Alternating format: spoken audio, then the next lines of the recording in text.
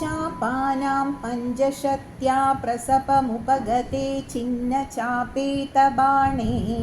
व्यर्थे यादे समेतो ज्वरपतिरसनैरज्वरित्वज्वरेण ज्ञानी स्तुत्वा ददत्वा तव चरितजुषां विज्वरं सज्वरोकात् प्रायो अन्तर्ज्ञानवन्दोऽपि च बहुतमसा रौद्रचेष्टा हि रौद्राः.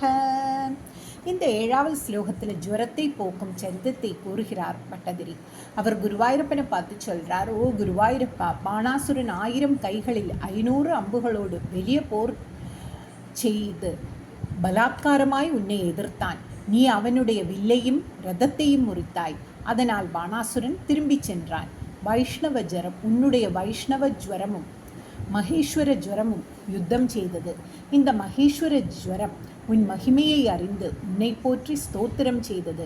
மேலும் உன் சரிதத்தை படிப்பவர்கள் கேட்பவர்கள் ஜுவர பீடை நீங்க வேண்டும் என்று வாக்களித்துவிட்டு திரும்பி சென்றது.